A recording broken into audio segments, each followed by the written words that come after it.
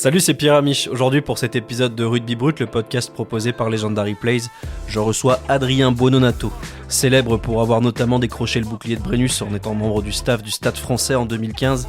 Il reste surtout un mec profondément humain. Le moteur de Adrien Buononnato, ce sont les rencontres, les aventures qu'il peut vivre. Et après une interview de quasiment 1 heure, je peux vous dire que le garçon est fidèle en amitié et droit, à peu près dans tous ses choix. J'espère que ce numéro de Rugby Brut va vous plaire. En tout cas, j'ai pris beaucoup de plaisir à l'enregistrer. Allez, bonne écoute à tous. Bonjour Adrien, Salut Pierre. tu vas Je bien? te vois pas. On doit se voir ou pas? Ouais, normalement, t'es Ah, censé. ça y est, je te vois. Ah, ok, d'accord. C'est pas sur le bon, pas du tout sur le bon écran. Ouais. Ok. Salut. Bon, merci de m'accorder un peu de temps. Non, attends, juste, je vérifie. Oui, c'est déjà en train d'enregistrer. Donc, à partir de Ouais, maintenant, tout ce que tu diras sera retenu contre toi. ça marche. J'assume. Bon, j'imagine que tu vois un peu le ton que j'emploie habituellement. Ça ne changera pas beaucoup, hein. Je suis assez direct et pas trop fourbe, donc ça devrait aller. Pas de problème. Merci Adrien d'être dans Rugby Brut, le podcast qui fait qu'une seule promesse, c'est de rien couper au montage. Voilà, ce qui se passe dans l'émission reste dans l'émission, mais il sera connu de tous. Euh, on va revenir ensemble sur ta carrière, ton parcours, et puis sur le regard que tu portes plus généralement sur le rugby. Et puis on Hein. va parler de l'aventure qui est la tienne aujourd'hui avec la sélection algérienne qui s'annonce être un défi de taille, mais super excitant. Donc voilà, on va Ouais, passer très chouette, ouais. grosso modo une grosse demi-heure ensemble, sauf si tu te fais chier à ce moment-là, tu peux partir. Voilà. Ça sent. Tiendrait le coup. Allez, super. On va remonter le fil un peu déjà de ton enfance, de là où tu as grandi. Si je dis pas de bêtises, et j'en dis rarement, tu es un enfant de la région Rhône-Alpes, vraiment, puisque tu es né dans la Loire, tu as joué après en Isère, en Savoie. Est-ce que Ouais. tu penses que c'est une des choses qui a forgé ton caractère? En tout cas, j'ai grandi dans un village auquel je suis très attaché, où je reviens, où j'ai passé du temps encore cet été, et ça forge en tout cas une grande partie du caractère, puisque c'était quelque chose de très transgénérationnel. C'est-à-dire que on n'est pas qu'avec sa classe d'âge, je veux dire, on est élevé un peu par tous les adultes du village, et ça fait grandir plus vite, mais ça montre aussi que les adultes peuvent rester des enfants pendant très longtemps, quoi. Donc il y a une sorte d'autodérision et de dérision tout court dans le comportement de tous les gens de mon village, là, c'est de Chabanais, quoi. C'est un village vigneron avec une propension à s'amuser, à rien prendre trop au sérieux, quoi. Il y a jamais rien de grave, et ouais, ça construit en tout cas. Il y a un Ça aspect, construit. il y a un aspect à la fois euh, pas rude, mais un peu quand même, et qui se mélange à l'insouciance, quoi. Ça crée Ouais, quelque en fait, chose d'un peu t'es, authentique. t'es face à tes responsabilités, mais si c'est l'échec, c'est pas grave, les intempéries, c'est pas grave. Tu vois, il y a ce côté, il y a cette force collective, quoi, du village, et c'est resté quelque chose de fort, puisque partout où j'ai pu jouer ou entraîner, j'ai toujours eu des potes du village qui venaient. Et quand je dis les potes, ça peut être les potes de mes parents, c'est-à-dire vraiment la génération d'avant, avec des écarts d'âge. Je partais voir des matchs du tournoi avec eux, et ça allait de 20 ans à 70 ans, quoi, si tu veux. Donc, et on a toujours eu ce lien. Donc, je trouve que c'est un bon soutien et une bonne façon d'avancer dans la vie, en tout cas. Ouais. Puis on dit souvent que pour savoir où on va, il faut savoir d'où on vient. Toi, ta famille vient d'Italie, en tout cas une partie de ta famille, napolitaine Ouais. d'origine. C'est ça, ouais. J'ai l'impression que le rugby, ça n'a pas forcément été une évidence culturelle. Comment Non. tu t'es retrouvé là, en fait? Bon, il y a beaucoup de rugby il y a pas de rugby dans mon village. Il y a un sport qui s'appelle les joutes nautiques, qui est un sport de force brute aussi, hein.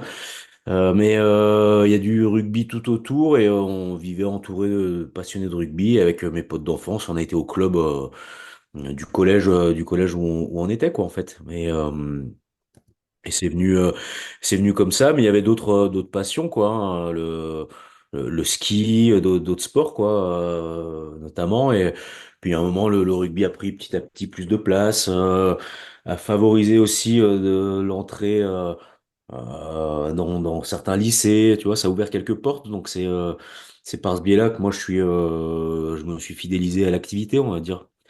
Mais j'avais pas décidé le rugby plus qu'autre chose. En tout cas, à l'adolescence, tout me plaisait, quoi. Tu vois, il y avait pas T'es laissé de. porter un peu par le truc, quoi.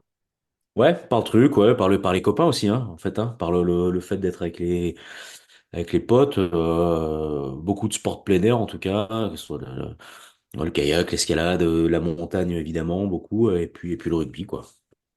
C'est drôle parce que on est ensemble depuis 5 minutes et ça fait déjà 3 fois que tu me parles des copains, du lien qu'on tisse finalement. Ce sport-là, Ouais, c'est ça, c'est un vecteur entre tout le monde, en tout cas un lien solide qui se crée. Je t'avoue que moi, mes meilleurs potes, même si on ne se voit pas pendant 10 ans, mais ils viennent tous du rugby. Euh, ouais. Ce sport-là, il est particulier pour ça finalement, parce que ça crée un lien plus fort que les autres. Ouais, alors, en fait, moi, ça s'est bien mélangé, hein. C'est-à-dire que mes potes d'enfance et mes potes de rugby sont potes maintenant, quoi. Et voilà, il n'y a jamais eu de filtre. Ouais, il y a eu une grosse perméabilité entre les différents univers, quoi. Et bah, notamment, quand on a ramené le bouclier de Brennus dans mon village, c'était vachement chouette, quoi. Il y avait les potes du club, les potes du village. Donc voilà. Moi, ce que j'apprécie et ce que mes gamins découvrent aussi, c'est que partout où on va, en fait, je croise ou je rencontre ou je retrouve quelqu'un, soit que j'ai entraîné, soit avec qui j'ai joué.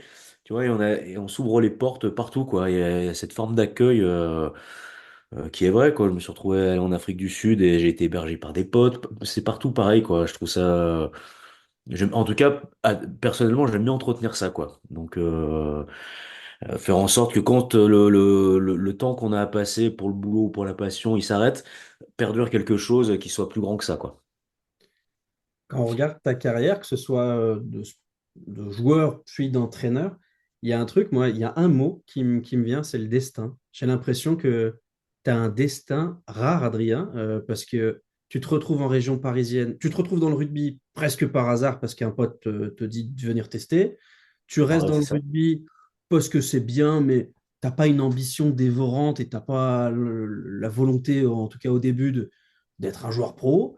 Tu arrives Ouais. en région parisienne sur un concours de circonstances, bah, tu vas nous le raconter, mais au départ, tu n'es pas destiné à jouer à Daumont, quoi. Enfin, c'est pas un Ouais. choix de ta part. Et puis après, il y a comment tu bascules sur être entraîneur. Enfin, tout ça, c'est- je sais pas, les planètes s'alignent, il y a une forme de vrai destin, quoi. Ouais, en tout cas, je laisse toujours, je me fixe pas comment dire, je trace pas, quoi. L'inspiration fait que je reste ouvert À toutes à les plein de aventures. possibilités, ouais. Et ouais, toutes les aventures, ouais. Et le PUC à Paris, ça a été important parce que Mathurour quitte le club qui nous entraînait, et part à Biarritz. Et il me dit, bon, faut que tu prennes le relais, faut que tu entraînes. Moi, encore une fois, c'était pas du tout. En plus, je me voyais pas entraîner, encore moins cette équipe où je jouais avec mes potes, quoi. Et puis c'était le côté très potage pour le coup au PUC, quoi. C'était génial. Je me voyais pas avoir des responsabilités en fait. Et ce côté éternel ado qui nous animait, et je voyais pas ça. Et je lui dis, bon, moi je veux bien le faire, mais il faut que je me forme, quoi. Je peux pas y aller comme ça parce que je veux pas me griller avec mes copains, je veux pas. Voilà. Et en me formant, le club me propose de rejoindre un pulsiste qui était installé en Irlande. Je me retrouve à passer mes diplômes d'entraîneur et à Marcoussis et mes diplômes IRB en Irlande, en fait. Et je me retrouve à Dublin. À Trinity College le soir, au Leinster la journée et les mercredis après-midi à Blackrock College. Et le Leinster était entraîné par Michael Cheika à ce moment-là. Et tu Et réalises en tout fait, ça? Enfin, je veux dire, quand moi, quand je tu vois réalise que d'où tu viens, tu te dis, mais c'est n'importe quoi.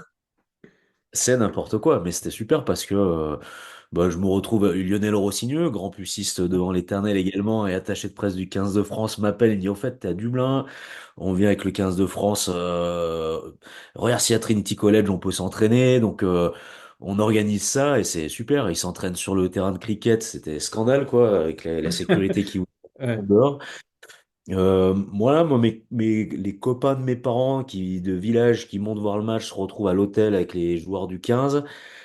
Bon, je me retrouve aussi à l'hôtel avec les joueurs du 15, dont pas mal avec qui j'ai joué, notamment Seb Chabal ou Vincent Clerc, des potes quoi de ma génération. Et puis voilà, puis il se trouve que 2 ans après, Michael Cheika arrive à Paris pour entraîner. Et il fallait un local de l'étape, notamment sur la formation, et il me contacte, et puis ça se met en route comme ça, quoi. Mais en cascade, ça déclenche autre chose, ça déclenche, je sais pas si tu te rappelles de Scott Lavala. Bien sûr. L'histoire Scott, de c'est foot. un mec qui jouait à Trinity College, qui était étudiant, c'est un Américain. Et Cheka me dit, il faudrait pour compléter l'effectif, il nous faut un joueur polyvalent qui rentre dans le budget, deuxième ligne, troisième ligne. Je dis, écoute, je connais un mec que tu as peut-être croisé à Dublin. C'est un athlète, ça va te plaire. Je te dis pas qu'en rugby, ça sera extraordinaire, mais il a une capacité à donner toujours à fond, à s'engager toujours à fond, donc ça te décevra pas. Et c'est pareil, Scott signe au Stade Français comme ça, quoi.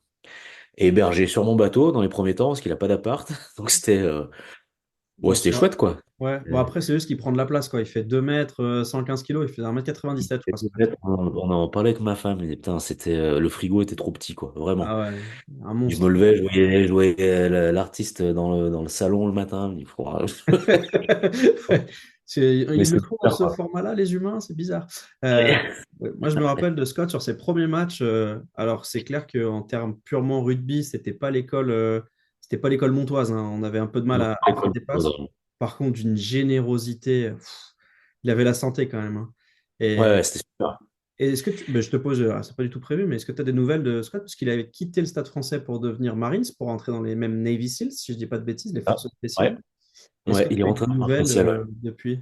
Alors, je l'ai vu il y a 2 ans, et il est très en lien encore avec Rémi, mon fils, il s'était vraiment rapproché. Et moi, je l'ai eu il y a 2 ans, et j'ai des nouvelles parce qu'en fait, il me met toujours des petits messages. Parce que ce destin-là, en fait, cette aventure-là, elle est liée à notre rencontre. Cette rencontre, elle commence où il me mord une oreille dans un bar, si tu veux, ça va hyper loin, quoi. Mais le mec, en 2011, et le mec, en 2015, soulève le Brennus, monte en haut de la pyramide du Louvre, accrocher sa médaille, enfin, des trucs un peu. Voilà. Et puis l'année d'après, il décide de partir, en fait, alors qu'il est encore sous contrat, mais lui, il avait un engagement clair Il vis-à-vis de avait son atteint ses pays. objectifs, quoi. Et puis, Ouais. il avait peut-être été au bout de l'inespéré pour lui, et puis voilà, il ne se voyait peut-être pas faire plus. En tout cas, il a moi, j'adore ce courage-là intellectuel de dire, moi, c'est super de gagner de l'argent avec le rugby ou cette notoriété, parce qu'il a été très vite publiquement connu. Et il dit, moi, je retombe finalement dans quelque chose il y a rien de plus anonyme que l'armée L'armée. finalement. Ah bah bien sûr. Et, parce que c'est ce qu'il s'était engagé à faire, promis de faire, et il était rattrapé par la limite d'âge, il n'aurait plus pu s'engager après un certain âge, donc il coupe et il ferme cette parenthèse rugby pour reprendre le fil du destin qui s'était tracé, quoi. Incroyable. Ouais, Euh, c'est dingo, ouais. ouais.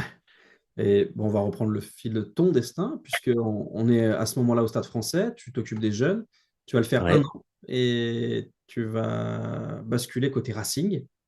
ouais. Euh, Tu n'es pas parisien de naissance, mais en étant plus tu sais très bien que basculer du Stade français au Racing, c'est pas anodin. Qui te drague, comment tu y vas, et est-ce que déjà tu mesures que c'est peut-être à ce moment-là un départ sans retour possible?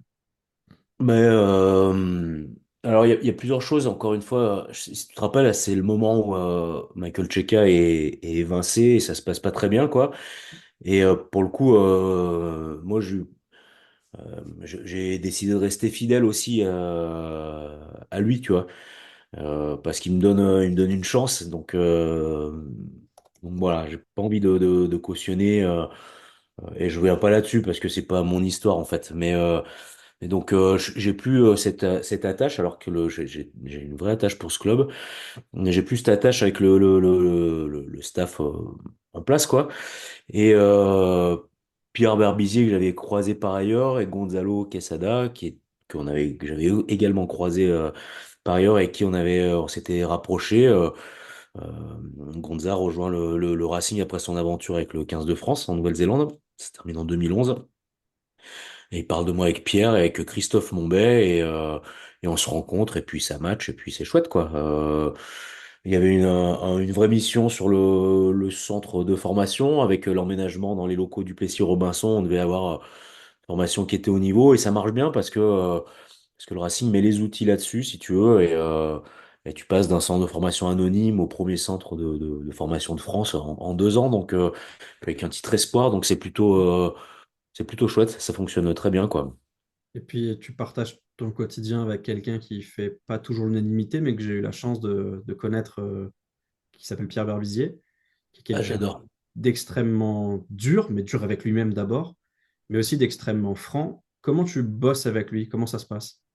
Ça se passe très simplement, en fait. Je me rappelle de la toute première séance que j'anime. Il vient sur le terrain, il vient me voir, il me dit maintenant, voilà, toi, ton but, c'est de faire monter les joueurs en compétences. Moi, mon but, c'est de te faire monter toi en compétences, quoi. Et il le fait. En fait, il fait des retours pertinents, mais pas. Je veux dire, nos échanges étaient assez peu finalement sur le contenu de terrain du rugby, mais plus sur l'homme. Sur quoi? Sur le Avec, moment? ouais, en tout cas, avec quelque chose une ligne directrice qui était quand tu sors de cette expérience-là, il faut que tu laisses le club dans une meilleure position que celle dans laquelle tu l'as trouvé. Et ça reviendra, hein, ça reviendra à Oyo, puisque je l'ai consulté longuement avant d'accepter le choix. Et c'était exactement ce qu'il m'avait conseillé de faire. Et c'est bien parce que, comme on est sur des échéances assez courtes et quelque chose d'assez éphémère, euh, bah, quand on décide de servir à l'institution, entre guillemets, de se dire, putain, il faut que j'arrive à rendre ça mieux que quand je l'ai trouvé, euh, ça oriente le boulot et ça donne une ligne directrice. Et donc, pour moi, il y avait cette vraie notion de guide. Et cette vision à un peu plus long terme, j'ai adoré la hauteur dont il faisait preuve et on se contacte encore régulièrement. C'est-à-dire que quand je me déplace dans le, dans le sud-ouest et du côté des Pyrénées, j'appelle Pierre, il vient passer la soirée avec nous, avec le staff. C'est quelque chose qui est présent, quoi, vraiment. Il y a une sorte de mentorat qui est important pour moi. Bah, Pierre, moi, j'ai travaillé avec lui parce que bah, ça t'échappe pas que je suis journaliste. Et j'ai travaillé avec lui à l'équipe. Et je pense que c'est une des rencontres qui m'a le plus influencé aussi parce que cette rigueur qui passe pour de l'austérité alors que pas du tout. C'est un mec généreux, drôle, ouvert, humain, qui peut parler de plein de choses. Je pense que il s'y connaît peut-être encore plus en vélo qu'en rugby.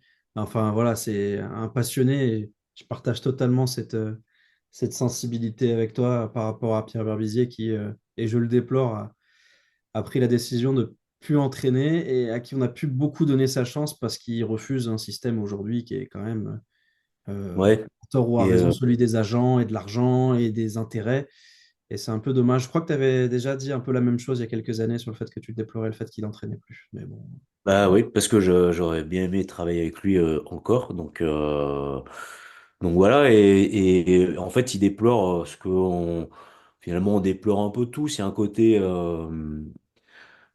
immédiateté, quoi, je trouve. Et Pierre, il prenait ce temps dans la construction, quoi. Mais le Racing, je pense que si le Racing en est là, Pierre Ouais, a fait une ouais, grosse bien sûr. partie du boulot, quoi.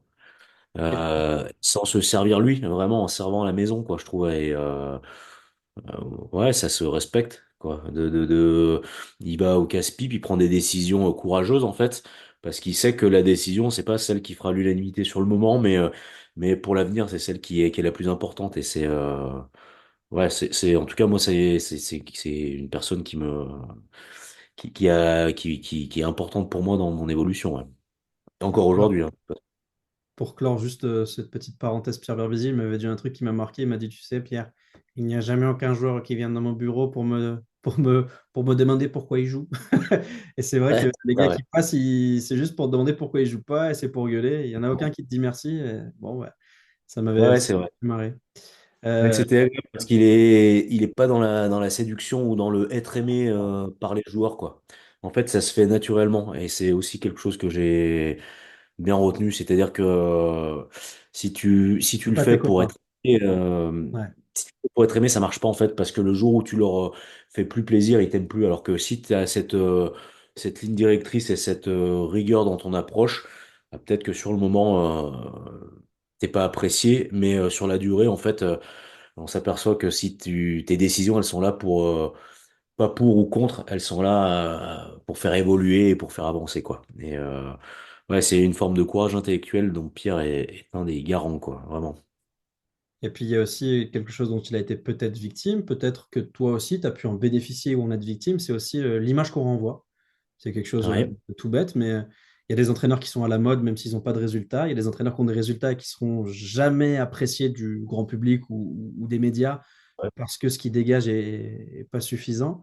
On va y revenir avec toi, avec ton épisode Stade français et puis l'après, comment tu as pu rebondir après un titre. Parce que justement, après ces 2 saisons, 2 ou 3 saisons, ouais. Racing, deux, Deux, il restait une année de contrat, mais bon, il y a eu un changement de staff avec les deux Laurent qui sont arrivés. Et ma position, la position de Simon également, et voilà, oui, elle s'est un peu. On s'y compliqué. retrouvait pas forcément, quoi. Mais ce qui est. Bah, c'est comme ça quand un duo en plus arrive dans un club, il arrive avec ses habitudes de travail et ils arrivent avec la pression du résultat également parce que ça donnait une grosse boutique quand même le Racing. Donc bon, on n'était plus tellement dans ces plans-là, quoi. Donc on est parti, quoi. Ouais, et puis pas pour un endroit trop éloigné, puisque c'est le retour au Stade français.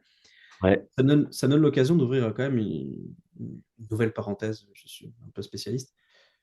Cette rivalité Racing-Stade français que tu as donc connue chez les juniors, enfin chez les espoirs, puis chez les grands, elle est ouais. fabriquée, factice ou non, elle est véritable? Il y a un Moi, truc. je la trouve véritable, moi. Ouais, elle est véritable et après, c'est intéressant de l'entretenir aussi. Je pense qu'il faut l'entretenir d'un point de vue médiatique, il faut l'entretenir, ça crée quelque chose et ce serait bien que les deux clubs soient de nouveau sur vraiment le devant, quoi. Et puis c'est deux approches différentes, quoi. Et, et tu vois, moi, par exemple, le stade d'aujourd'hui, et encore une fois, hein, c'est pas pour faire du c'est mieux avant et tout, je sais pas si d'être au camp des loges, c'est quelque chose qui m'aurait plu, en fait. Tu vois, et Mhm. je sais pas si ça aurait collé à l'équipe qu'on avait à l'époque, d'ailleurs. Tu vois, et Gonzalo est très fort sur ça, en fait, sur cultiver l'identité partout où il va, en fait. Il travaille énormément sur l'identité, sur la culture locale. Biarritz, il reste un an, mais il bosse sur cette culture biarrote, quoi. Il part au Jaguar, il bosse sur cette culture-là, il amène l'équipe en finale. Et donc, il entretenait ça et on avait pour mission d'entretenir ça, ce côté parigo, titi parisien Mais et donc, populaire aussi. mais populaire, ouais. Parce Mais, que mais les entraînements du Stade français ouverts, il y avait du monde et il y avait c'est du monde, un ouais. des clubs où les joueurs parlaient le plus facilement aux supporters. J'ai pas connu cette proximité à ma toute petite échelle partout, hein. Je vois comment ça marche. Là, les gars, ils s'arrêtent le long de la main courante, ils ont envie de parler avec toi, ils parlent, il n'y a pas de problème, quoi. Et ça, Ouais, c'est c'était chouette. exactement ça, en fait. Ouais. Et en fait, c'est pas la même chose, effectivement, mais le centre du Plessis qui est génial pour bosser, mais Ouais, effectivement, qui est il ultra isole aussi un moderne, petit bien peu, sûr. c'est encore des choses différentes, et je pense que, ouais, c'est deux approches différentes, quoi. Ça te Et ressemble plus, le Stade français? Ce côté, en tout cas, ça se rapproche plus de ce que j'aimais vivre. Moi, je suis arrivé à Paris, j'ai vécu comme un Parisien, quoi. J'ai toujours ma péniche en plein centre de Paris, déplacé en scout, tu vois. C'était ce côté, encore une fois, un peu pour profiter de la ville et ce côté un peu potage qui m'allait bien, quoi. C'était pas mal d'imprévus. C'est l'année où on est champion, tu te retrouvais à t'entraîner, ouais, t'arrivais. c'est du bricolage tout le temps, quoi. Bah ouais, tu bricoles, ouais. T'arrives, le terrain d'entraînement est pas ouvert, t'appelles le gardien, ah non, mais j'ai pas ouvert parce qu'il y a une salmonelle dans les douches, on fait quoi? Ah bah je sais pas, on va trouver, tu te remontes dans le tram, tu as un terrain de l'autre côté de la ville, tu vois, il y a un côté, c'est probablement pas acceptable, mais c'est aussi ce qui nous fabriquait. Et en plus, on avait une équipe qui était habituée à ça, on avait plein de pucistes notamment, hein, les Burban, Danty, Gabriag, Bonfils. On avait plein de vrais parigots, quoi. Donc, qui étaient habitués. ouais, qui est habitué à ça, quoi. Bah, c'est clair que quand tu fais du rugby à Paris, il faut avoir l'habitude de changer de stade, d'arriver, qu'il n'y ait pas d'éclairage, qu'il n'y ait pas de douche, qu'il n'y ait pas de... J'ai grandi dans le 13e arrondissement, donc voilà, je connais un peu les aléas du rugby parisien où c'est difficile de jouer, de s'entraîner, mais Ça. quand on est le Stade français, ça paraît fou, mais c'est vrai qu'en 2015, vous aviez une structuration, pas amateur, faut pas exagérer, mais qui était très loin de ce qui pouvait se faire à Clermont, à Toulouse ou même à La Rochelle. Et c'était presque anormal de vous voir performer comme ça. En tout cas, anormal, si tu veux, par rapport aux standards des clubs pro, on n'avait rien sur place. On était, euh, il y avait le PSG de Zlatan juste à côté qui faisait une ombre énorme, mais en même temps qui nous laissait tranquille finalement. Mais t'es pas chez toi dans le stade. S'ils décident de tourner une pub pour une Dove Men ou un truc comme ça, bah Bah, ils tu prennent le dégages. gage et c'est ce qui se passait. Mais voilà, en fait, les joueurs étaient habitués à cet inconfort et ça enlève rien la qualité de ce qu'on mettait. C'est aussi une saison où on gagne beaucoup à l'extérieur parce que finalement, on n'est pas perturbé par un environnement hostile ou en tout cas inconfortable, quoi. Et je pense qu'on a gagné au moins 3 ou 4 matchs à l'extérieur. Je pense le premier contre Castres mais tu crées ça en fait. Je trouve que c'était chouette. Et par ailleurs, après, ça bossait. Enfin, Gonza met des standards de travail très élevés. Il est dur avec lui-même et il est dur avec tout le monde. Et je pense que les joueurs étaient dans un environnement de travail, euh, en tout cas de pointu, quoi, avec un vrai sens du détail, quoi. Et puis, il y a un décalage, comme tu l'as dit, entre les conditions et ce que vous en faites. Parce que clairement, vous êtes une équipe d'underdog, hein, de challenger absolu. Il y a Ouais. très peu d'internationaux. Il y a beaucoup de gamins issus de la formation parce Ouais. qu'aussi le Stade français a eu des soucis dessous.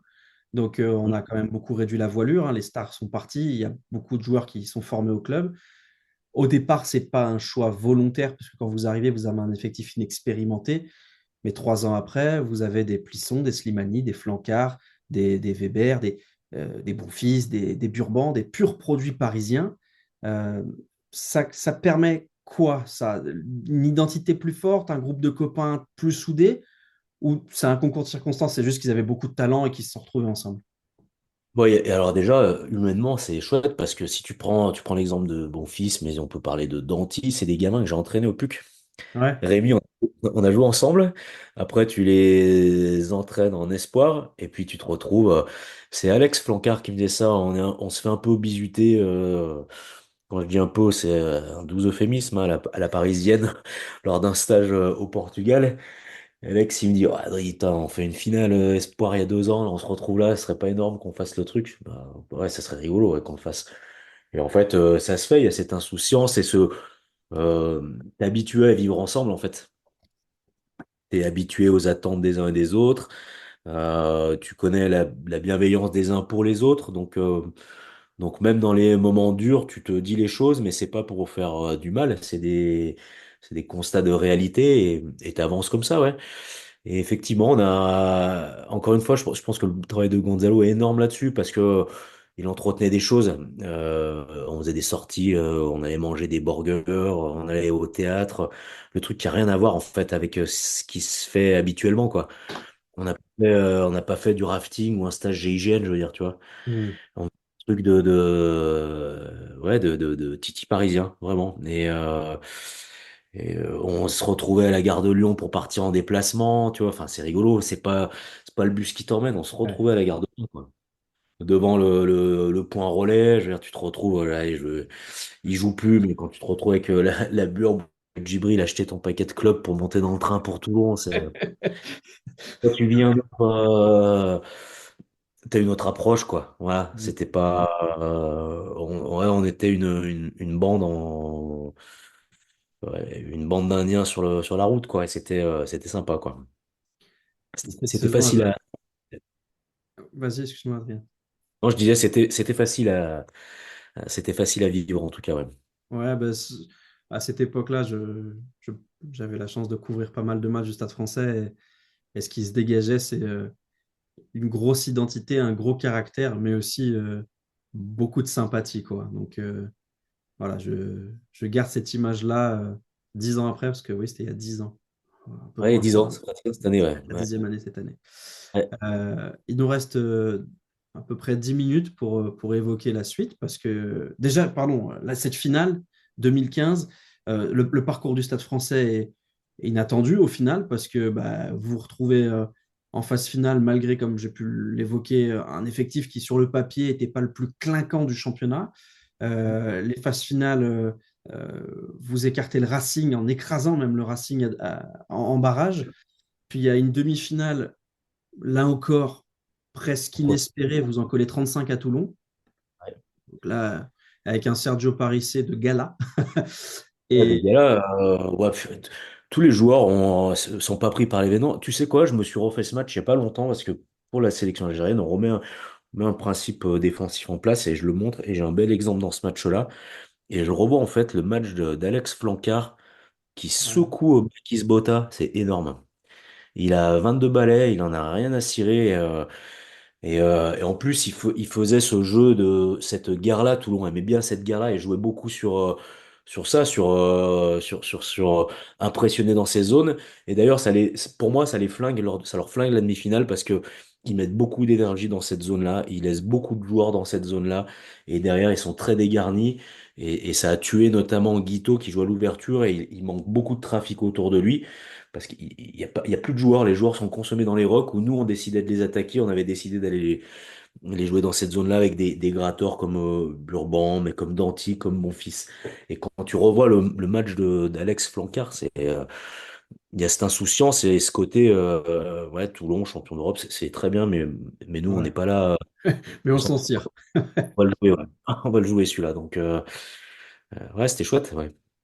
Et en finale, il y a une équipe de Clermont qui débarque avec une génération qui a déjà gagné, mais qui est redoutable, hein, forcément, avec Parra, Lopez, Nalaga sur la fin, des derniers matchs d'Aurélien Rougerie à ce niveau-là, quelques phénomènes, hein, James, Sébastien Maïna, Thomas Domingo. Euh, sur le papier, vous n'êtes pas favori. Et au terme de ce qu'on pourrait qualifier de la finale la plus dégueulasse de l'histoire du top 14, mais violente, hein. ouais, En termes de classement, engagé. elle est violente, hein. Ouais. Ouais, oui, engagé. Reste que si t'es pas un puriste, cette finale-là, bon, Non, non, elle est elle pourrie, est dure à ouais, suivre. c'est sûr. Mais nous, je me rappelle on a pas un accrochage, mais on vivait nos trucs à fond de toute façon. On se mettait pas de barrière entre nous. Et on a une discussion sur le bord du terrain entre Jeff et Gonza. On se dit, putain, mais on va. Tu vois, pour la première fois, on était pris par quelque chose d'enjeu, de il faut gagner, on est en finale, il faut Hmm, gagner. Et donc, on était en train de se fermer un petit peu et on se regarde, on se dit, putain, mais si on crève avec ce qu'on a fait juste avant, quoi. Avec nos qualités. On peut pas crever en faisant un truc qui est pas nous, quoi. qui vous ressemble Et pas, ouais. ouais, qui nous ressemble pas. Mais après, on Faut avait du mal assumer. à faire ça parce que Clermont était très bon, quoi. Stratégiquement, c'est une équipe qui construisait ses matchs de la même façon, qui nous étouffait beaucoup, qui a bien préparé sa rencontre, quoi. Donc, ouais, c'était dur. C'était une finale qui était difficile, ouais. D'autant que ces phases finales se font sans le petit prince Jules Plisson qui est Ouais, pété, c'est qui un a peu, fait une ouais. épaule. Mm. Et c'est un joueur qui, jusqu'à présent, a pas forcément été excellent avec le Stade français. Mornestein, qui Ouais. est monstrueux sur les phases finales. Tu savais Bon. qu'il allait sortir ce genre de match ou tu... Alors, déjà, tu sais, moi, pareil, hein, tout le monde est gentil, tu vas dire, mais Mornay, il arrive avec son palmarès, on lui préfère un gamin, Jules, mais pareil, Meyer, Bosman, on fait jouer des dentis, si tu veux, tu vois, il y a vraiment cette carte jaune qui est assumée par Gonzalo, mais Mornay, toujours dans tout, enfin, même tous les autres, hein, un sourire, à travailler tout le temps, hey, hey, coach. Et tu vois, à bosser sur ses points d'amélioration, à entretenir ses points forts. Tu savais que quand il allait être là, il allait être bon, quoi, en fait. Il allait servir la maison, quoi. Il allait pas jouer pour sa gueule et c'est ce qui se passe, quoi. C'est des champions, en fait.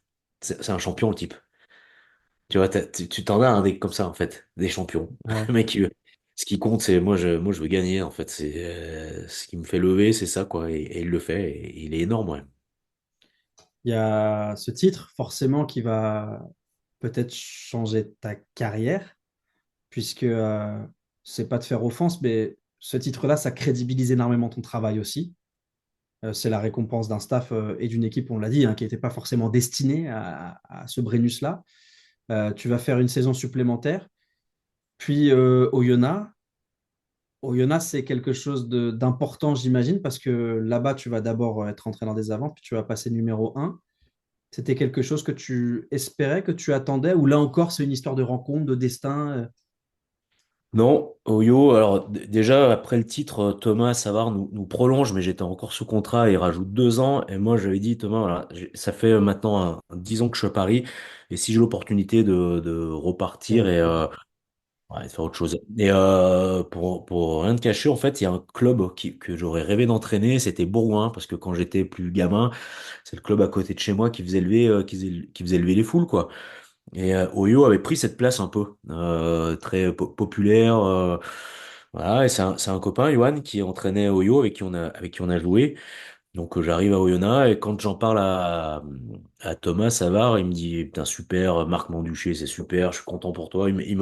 On fait une soirée d'ailleurs, on va jouer au Oyo, on est nul, on prend une rouste et on va à l'hôtel le soir et Thomas est là avec Marc Manduché, favorise aussi un peu la rencontre quoi. Donc ouais, ça se fait comme ça quoi. Voilà et c'était quelque chose que j'avais envie de connaître. Après, le fait de prendre ce poste, c'était pas destiné, hein, ça devait être Fabien Galtier, qui discutait depuis longtemps avec le club. Moi, j'étais pas au courant de ça. Et quand on me l'a annoncé, bon, bah voilà, ton nouveau patron, ce sera lui. Donc, on a commencé à bosser à partir du mois de janvier jusqu'au mois de mars sur la suite, sur l'après. Et puis, il fait volte-face et il s'engage à Toulon. Et là, en fait, les dirigeants me disent, mais c'est trop tard, quoi. On peut pas. Et moi, je veux pas, donc j'appelle Gonzalo, qui est en fin de contrat avec le stade. Je lui dis, mais tu veux pas venir, voilà. Et bon, bah, je passé le climat, mais il a préféré Biarritz. La Plastic Valais, ça lui a fait un peu peur, quoi. Non, mais tu vois, mais qui m'a poussé aussi, hein, qui me dit, ah, faut que t'ailles. Je vais pas faire je vais pas me moquer de son accent, mais voilà, j'aime bien cette discussion. Et après, j'appelle Pierre Berbizier aussi. Et Pierre, pareil, et c'est là où il me dit, écoute, c'est une chance super parce que tu as eu les années Christophe Furios, après derrière Olivier Azam 3 mois, et puis Johan Autier 1 an. Il me dit, t'as l'occasion de faire un truc. Il me dit, mais ce qu'on a dit, il faut que tu fasses quelque chose de différent et quand tu partes, si tu fais si tu essaies de faire du Urios, ça sera du mauvais Urios. Donc, Ouais. ce qui est toi, et voilà, et j'ai eu cette liberté de pouvoir le faire, de pouvoir créer cette cellule élite où 3 ans après, 60% de l'équipe qui jouait, c'était des joueurs issus de cette cellule. Donc très axé formation. Ouais, c'est une belle aventure. Moi, j'ai adoré ce passage, hein, oui, ouais. Euh, Dur, humainement, parce que familialement, pour ma compagne, c'est plus difficile. C'est isolé quand même. Oui. Mais on vivait dans la nature, à ce qui me ressemble. Les enfants s'éclataient, et puis le club est génial, quoi. C'est un club qui est super, avec un public qui est fidèle, qui est connaisseur en fait, qui est très rugby, quoi. Donc les échanges sont vraiment sont précis, quoi. Et c'était très agréable. On arrive donc à cette période heureuse dans la Plastic Valais qui va se terminer et qui va se solder aussi par un départ, un nouveau départ vers une nouvelle aventure. Finalement, tu quadrilles parfaitement la France, hein. Il ne te manque plus que le Pays Basque et tu auras quasiment fait le tour, puisque tu vas prendre la direction de Chanzy et d'Angoulême. Euh, Pourquoi tu fais ce choix du SA15? Est-ce que déjà tu as le choix? Et pourquoi tu te retrouves dans un club qui, à ce moment-là, n'est pas le plus clinquant de Pro D2? On se dit que tu as un joli CV. Est-ce que tu fais ces choix-là pour le sportif ou pour tout ce qui va autour? Euh, Beaucoup pour ce qui va autour, en tout cas à ce moment-là. Et Mais au Yo, en fait, c'est une décision familiale parce qu'au départ, on part pour 2 ans. Trois, on fait trois. Il y a une année en option. Et donc très tôt, on l'a fait sauter quoi en fait, puisque c'était vraiment, comme je te le disais, compliqué pour également pour ma compagne et que si on prolongeait sur le long terme, en fait, on aurait vécu un peu à distance. Elle aurait pour le travail été obligée de retourner sur Paris, donc voilà. Donc le fait que ce soit annoncé très tôt, euh, ouais, ça simplifie vachement les choses en fait. Parce que la saison, elle est fluide, quoi qu'il arrive, il y a pas de suite, donc tu la vis pleinement, tu profites pleinement, et puis ça permet de te positionner assez tôt sur le marché également, en fait. Sachant que le marché, j'avais pas encore décidé de si je continuais ou si j'arrêtais, si tu veux. C'était bien, quoi, parce qu'il y a eu le titre de Pro D2, donc ça faisait un enchaînement, quoi. T'enchaînes en peu de temps un titre en espoir, un titre en top 14, un titre en Pro D2, tu dis, bon, bah écoute, Peut-être que j'ai fini le voilà, jeu, c'est quoi. bien, quoi. Ouais, Ouais, voilà. Et effectivement, le président, donc il y a des choix, il y a des options en tout cas, il y a pas mal d'options même, parce que c'est une période qui est, bah, tu parlais d'entraîneur à la mode, c'est une période où tu dois être un peu à la mode en fait. Euh, euh, voilà, et en venant, en rencontrant le président d'Angoulême, je tombe sur quelqu'un d'assez atypique et un club assez nouveau finalement dans le paysage du rugby, quoi. Et on vient visiter la région et pour plein de choses, on se trouve bien ici, quoi. Suffisamment proche et suffisamment loin de chez nous aussi, tu vois, pour, ouais. euh, pour vivre à notre façon. Donc voilà, on part sur ce projet. Alors c'est l'inverse, c'est complètement une autre écurie par rapport au Yo. T'as pas du tout les mêmes moyens, pas Ouais, du bien tout sûr. le budget. Il y a tout à faire à Angoulême quand tu arrives en plus. Il y a tout à faire, ouais. Et c'est plutôt chouette en fait, parce qu'il y a il y a eu qu'une période finalement. C'est né d'une fusion entre deux clubs et on est dans la première page simplement qui a été écrite par Julien Alaïr et son staff, donc qui part de la Fédérale 2, même de la Fédérale 3 en fait, jusqu'à la Pro D2. Donc voilà, il y a eu qu'une étape quoi. Donc derrière tu peux amener ta touche. Et c'est ce qui se passe et ça se passe plutôt bien puisqu'on fait une première saison où je pense pendant 7 ou 8 journées on est premier du championnat. Et on finit, le championnat est arrêté à cause du Covid et on est sixième avec un match en retard à domicile qu'on n'a pas pu jouer. Donc vu la dynamique, il y a de grandes probabilités que pour la première fois on aura amené le club en phase finale quoi. Donc, euh, donc voilà, c'était plutôt quelque chose de chouette. En tout cas, pareil, une saison assez agréable à vivre, avec malgré tout ouais, des accrochages un peu dans le sens où, bah, comme je te le disais, tu es à la première génération, donc tu qu'une génération qui a tout connu avec ce club, quoi, et qui est cette génération-là. Et qu'on le veuille ou non, il faut la remplacer, en fait. Mm. Elle arrive soit au seuil de son niveau, donc si tu veux passer une étape, eh ben, il faut des joueurs du niveau supérieur, soit à sa limite d'âge aussi, quoi. Donc j'ai cette charge-là, quoi. Ouais, t'as le costume de Du- celui qui doit couper des têtes, malheureusement. Ah ouais. Donc, T'abordes deux aspects de ce métier qui sont très compliqués et qu'on n'aborde jamais. Qui sont le premier, c'est que tu n'es jamais seul, ou mm, rarement, c'est que tu as une famille, que entraîner à Bourgoin ou entraîner à Biarritz, ben, ça veut dire aussi y vivre, ça veut dire aussi mm, changer ce que tu connais parce que tu changes de club, et donc trouver des nouveaux repères, et tu vas peut-être nous en parler, mais quand tu as des gamins, ben, c'est aussi leur demander à eux des sacrifices qu'ils ne sont pas toujours prêts à faire, hein. Moi, j'ai une adolescente à la maison, si demain je lui dis qu'on déménage, elle va peut-être gueuler, donc voilà, il y a quand même cet aspect très humain qu'il faut avoir en tête. Et puis il y a le deuxième, c'est que, on l'a déjà évoqué un petit peu avec Pierre Berbizier, mais c'est que c'est difficile d'être aimé dans ce boulot-là. Euh, ouais. sur le premier aspect, est-ce que tu as réussi à trouver des réponses à un mode de fonctionnement ou est-ce que tu t'es rendu compte que ça demandait trop de sacrifices à ta famille pour continuer? Et puis pour la Non, deuxième, comment tu le vis, quoi, le fait que finalement, ouais, t'es imprimé? sur le premier, en fait, j'ai pas trouvé de réponse puisque euh, en fait, l'option de quitter Paris, et encore une fois, on vivait Paris dans des bonnes conditions, si tu veux, sur un bateau, on avait de l'espace, donc on recevait des potes et voilà, on vivait dans de bonnes conditions, mais c'était un choix qu'on a discuté, qu'on a accepté familialement, quoi. C'était chouette de montrer autre chose aux enfants. Et en fait, après, quand on est arrivé au Yo, ils se sont très vite plu, en fait, de vivre dans la nature. Ils allaient à l'école, il n'y a pas besoin de les accompagner, si tu veux. Il y a plein de choses différentes et ils ont vraiment apprécié ce moment-là.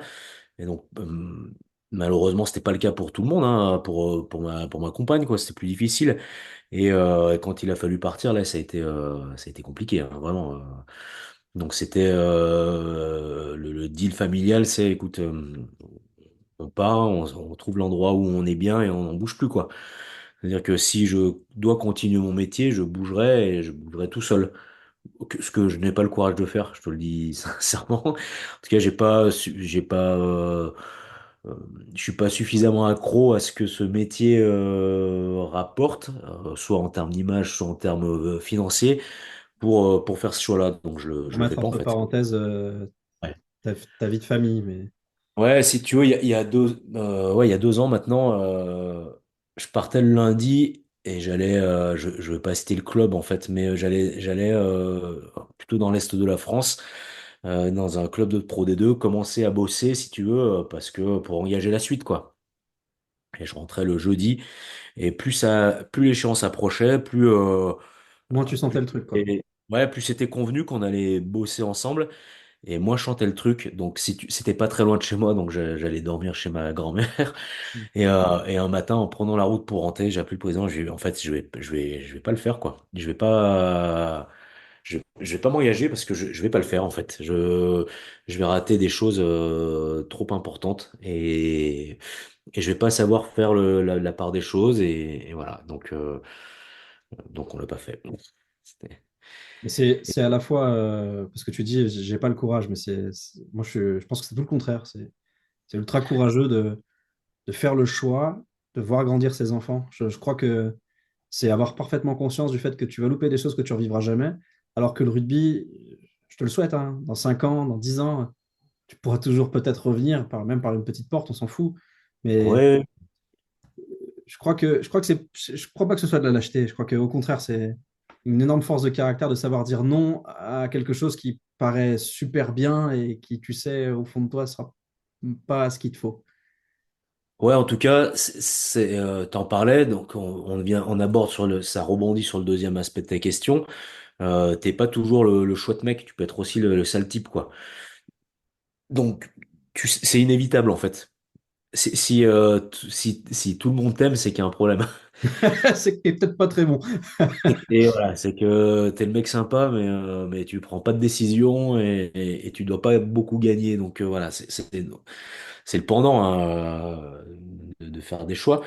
Et donc dans ces moments-là, c'est aussi important d'être entouré et voilà, donc de pas lâcher ceux qui t'aiment. Donc euh, T'en as c'est pour souffert ça. de ça? T'en as souffert de ça, de... Ah, pas du tout. D'accord. Pas du tout parce que j'ai beaucoup plus.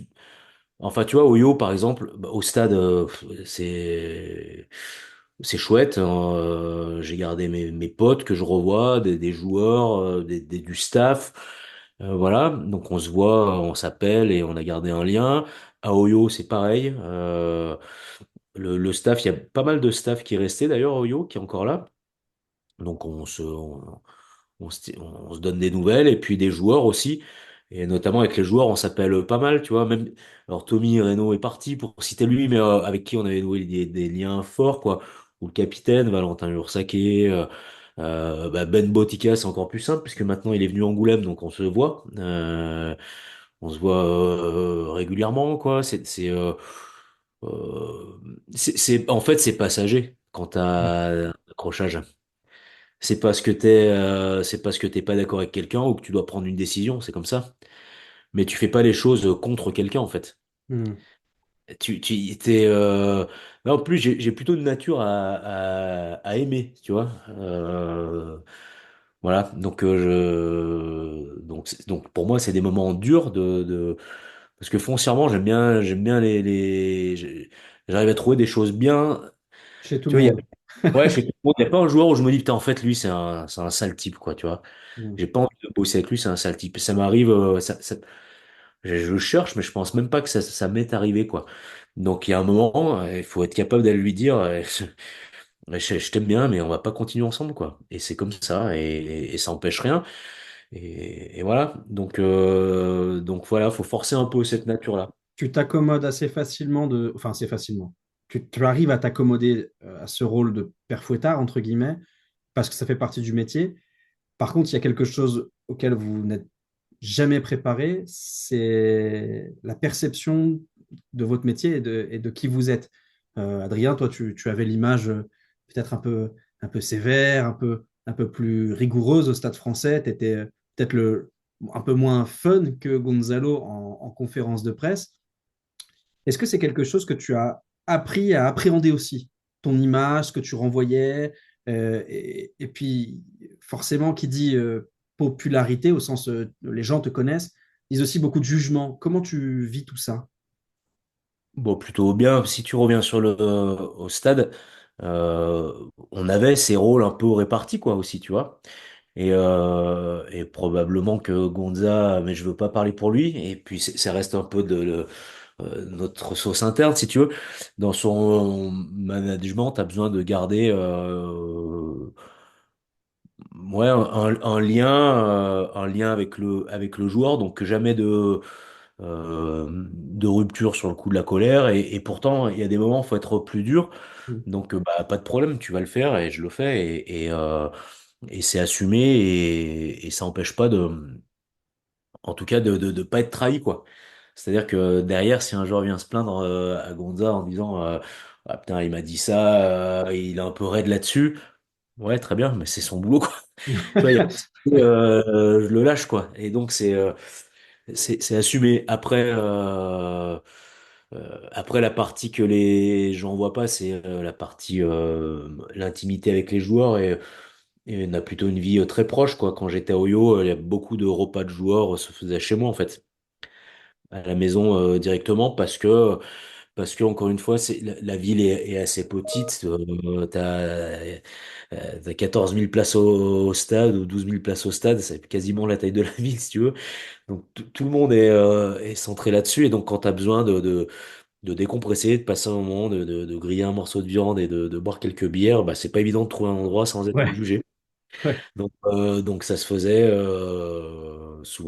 ça se faisait souvent chez moi. Donc voilà. Mais ça a pas. Enfin, j'ai pas besoin de vanter ça, si tu veux. Mon boulot, c'est autre, quoi. ouais. En conférence Ton de boulot, c'est de presse, gagner des matchs, c'est pas ouais, de plaire à la presse, entre guillemets. c'est pas d'être aimé. Voilà, en fait, quand tu gagnes, on t'aime bien, quoi. Ouais, bien sûr. C'est comme ça, hein. Ouais, en tout cas, tu vois, dès que il y a eu cette période Covid a été terminée, on s'est retrouvé avec plein de joueurs un peu d'endroits différents. Donc ceux qui étaient à La Rochelle, les Parisiens qui étaient à La Rochelle, mais ceux qui étaient à Bordeaux, on s'est retrouvés chez moi et on s'est fait un beau barbecue avec chacun venant de clubs différents. Donc il y a, ouais, c'est pas ce que tu racontes en conf de presse, ton intimité avec les joueurs. Ouais. Bien Donc moi, sûr. j'ai pas de problème à séparer l'image renvoyée et finalement qui est la plus facile à contrôler, celle que tu veux donner, de celle du quotidien, quoi. Ouais. On arrive finalement là quasiment au temps présent, puisqu'on a beaucoup parlé du passé. Il y a ton passage à Limoges, et puis cette nouvelle aventure qui s'est ouverte il y a finalement pas si longtemps, qui est incroyable, qui est d'essayer de qualifier l'équipe d'Algérie pour la prochaine Coupe du Monde. C'est Ouais. un défi qui, dit comme ça, paraît insurmontable, mais on a bien compris que tu étais un homme de défi. Comment tu t'organises au quotidien? Parce que j'imagine que des joueurs à superviser, il y en a, mais il y en a plus encore à convaincre Ah, donc, de venir jouer. Comment ça se ouais, passe? Qu'est-ce que tu leur racontes en fait? alors en fait, le premier point, c'est que ça s'est fait un peu tardivement et que donc le sélectionneur Ousmane Mané avait son équipe et on a finalement 4 jours de stage avant de partir pour la Coupe d'Afrique avec un staff nouveau et on met en place, on décide de mettre quelque chose en place d'un peu ambitieux. Qui va être différent de ce qu'on va retrouver dans le rugby africain en fait. Et ça, on part sur une idée de tenir le ballon en fait.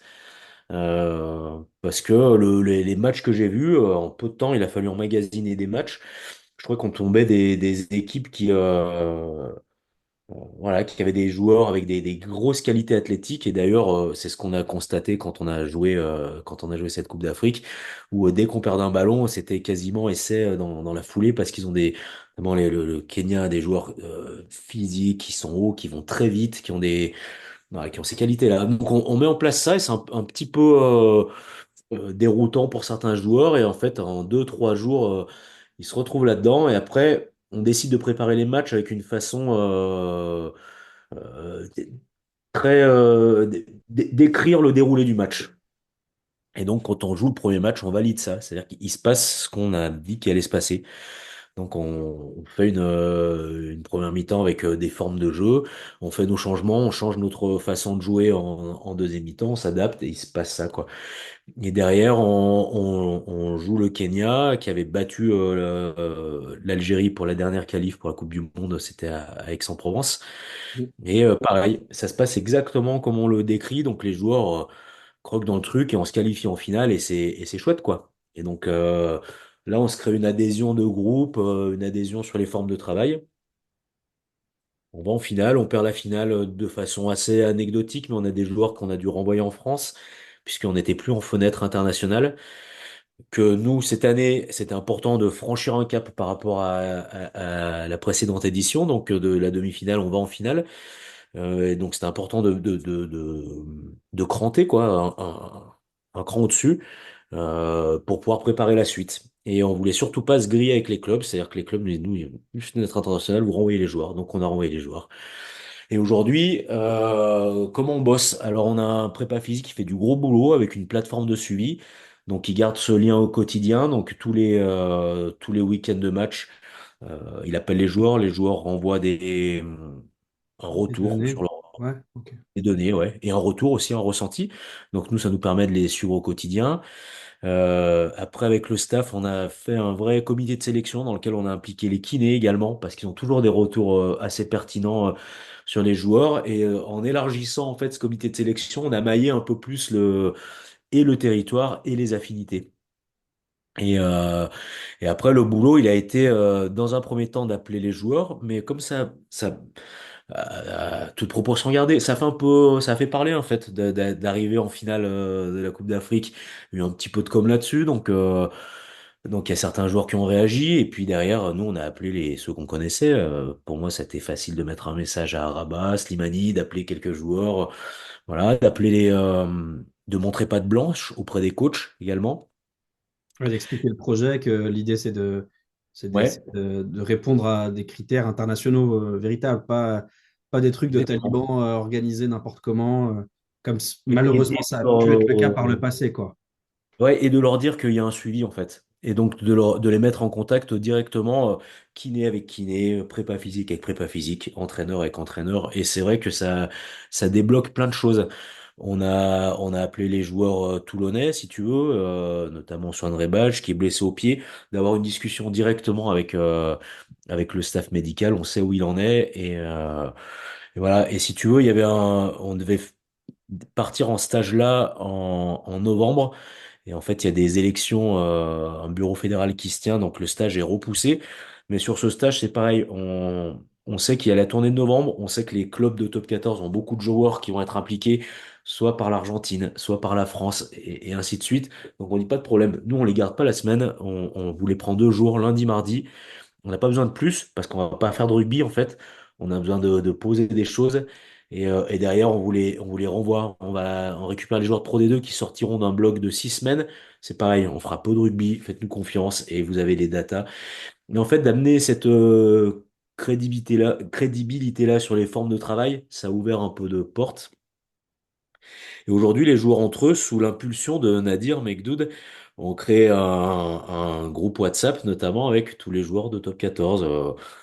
Pour les citer, je sais pas, Sadek Degmach, Kylian Amdaoui, Rabat Slimani. Et ils sont en train de se remonter un peu le bourrichon et je pense qu'ils ont envie de faire une Coupe du Monde, quoi. Ce serait exceptionnel. Je, je, je pense que dans les termes de performance et de jolie histoire, ce serait exceptionnel parce qu'on rappelle hein, que la fédération algérienne a moins de 10 ans. Donc, Disons. Non. c'est complètement fou. 10 ans, je pense, si tu veux, qu'on a notre matelas, il est là-dessus. Aujourd'hui, si on regarde la dernière compétition, je pense pas que le Zimbabwe qui a remporté l'édition fasse de très gros progrès. Je pense qu'ils sont à peu près au seuil de ce qu'ils peuvent faire. Le Kenya va monter d'un cran puisqu'ils vont rentrer les joueurs qui étaient aux Jeux Olympiques. La Namibie, parce qu'ils ont quand même des joueurs professionnels qui évoluent en France et qui vont Ouais. probablement s'impliquer dans le Mais projet. qui a eu des problèmes, tu vois, parce Ouais, que il devait être en tournée en novembre en Europe et la tournée est ça ne passe annulée. pas. Ouais. Esther Kotzé qui avait fait un gros boulot. Moi, je m'entends très bien avec lui, donc on échangeait, on organisait un peu la tournée. Alors, en septembre, il a plus de nouvelles, et puis finalement, on lui dit qu'il n'y a plus d'argent pour le payer, et puis on nomme Jack Borger. C'est super, mais Ouais, très bien, c'est pour l'image de la Fédé, mais je pense pas qu'en termes de technicien, ce ouais, soit de mieux. compétences, ce soit la même, bien sûr. Voilà, donc je pense que c'est plutôt pour et justement essayer de refaire un peu de bruit, ramener des gens à la.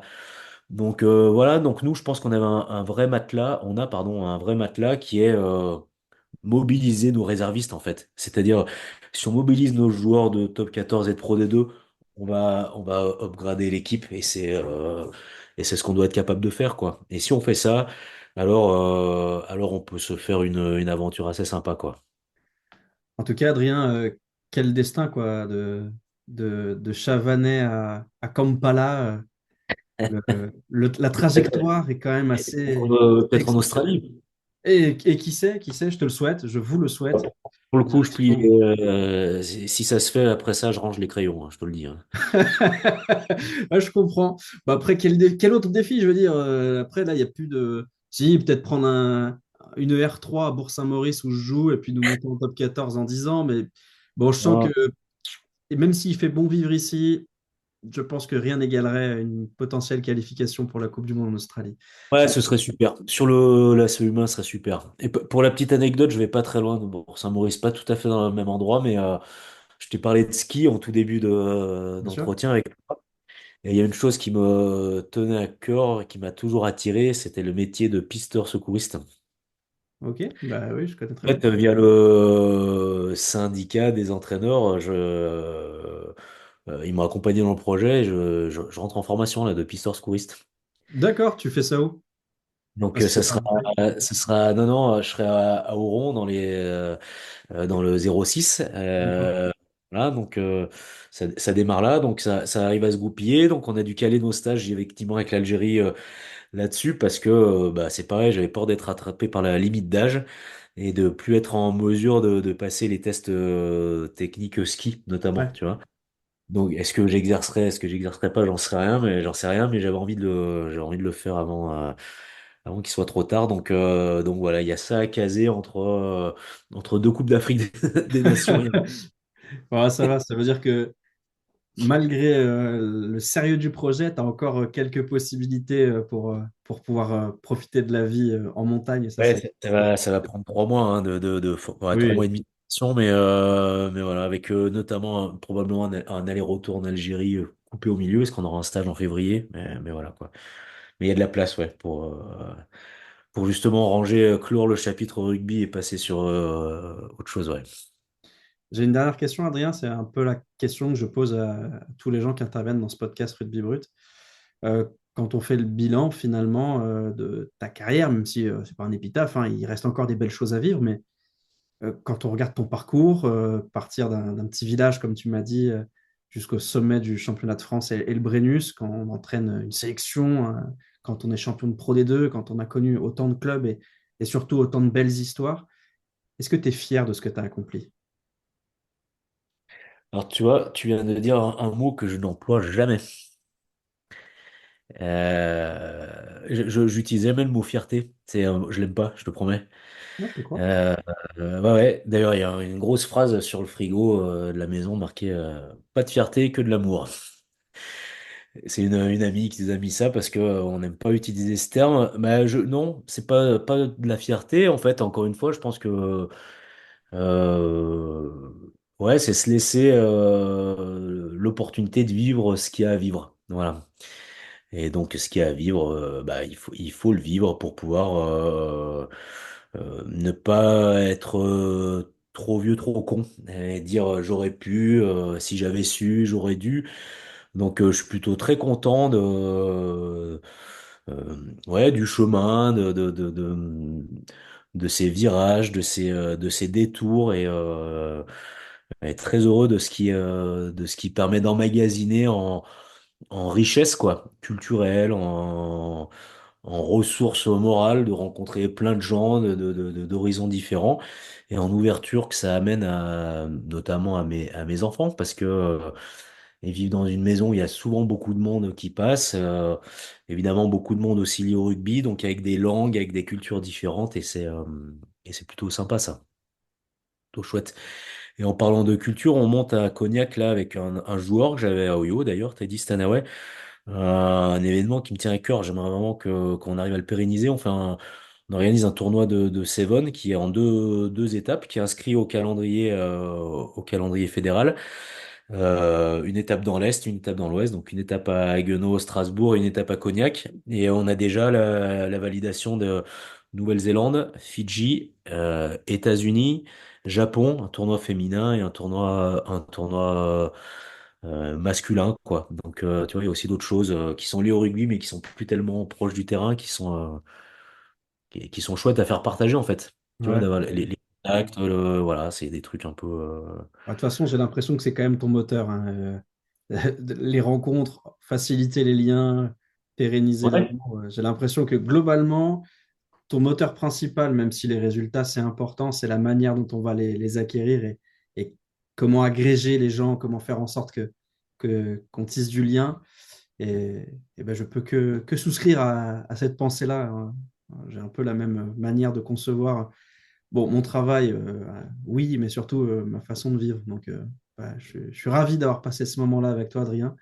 pas Et sympa, Pierre, j'espère ouais. que ce tournoi de Seven sera couronné de succès, tout comme cette nouvelle campagne avec l'équipe d'Algérie, que je serai très heureux de retrouver, sinon en Australie, parce que je ne te cache pas que j'ai peu de chance d'y aller, au moins devant ma télé à suivre les aventures d'un pays qui, il se trouve que j'ai quelques origines aussi, donc je serai supporter. Voilà. Ouais, ça serait chouette, ça. Vraiment, ouais, ouais, ce serait chouette. Moi, j'ai trouvé c'était rafraîchissant comme tout, quoi. Vraiment, cet enthousiasme. Et puis même, ces vieux joueurs, Jules Caminati, c'est un gamin. Ouais. Avec la sélection, c'est extra. Tu vois, je cite lui parce que c'est pareil, il a un titre avec Castres. Le mec est là, il est comme un gosse et et c'est pareil. Je pense qu'il attend d'aller en Australie pour lui aussi ranger les crayons, quoi. Hop, fermer la trousse, c'est terminé. Donc on verra parce qu'il y a beaucoup de points de convergence entre tous là. Donc on sait jamais. Voilà, c'était Rugby Brut avec Adrien Bononato, l'ancien membre du staff du Stade français, du Racing, d'Oyonnax ou encore d'Angoulême. J'espère que cet épisode vous a plu, vous avez appris des tas de trucs et surtout que vous avez appris à apprécier Adrien Bononato. Moi, c'est mon cas et je vous souhaite forcément bon vent avec l'équipe d'Algérie. Je vous rappelle que si cet épisode vous a plu, vous pouvez mettre des notes, des commentaires, le partager autour de vous. Et puis si vous a pas plu, eh ben mentez et dites que c'était super. Vous, ça vous coûte rien et puis nous, ça fait avancer le podcast. Je vous remercie pour votre écoute et je vous dis à très vite sur legendaryplace.com ou à très vite ici sur ce podcast pour un nouvel épisode de Rugby Brut.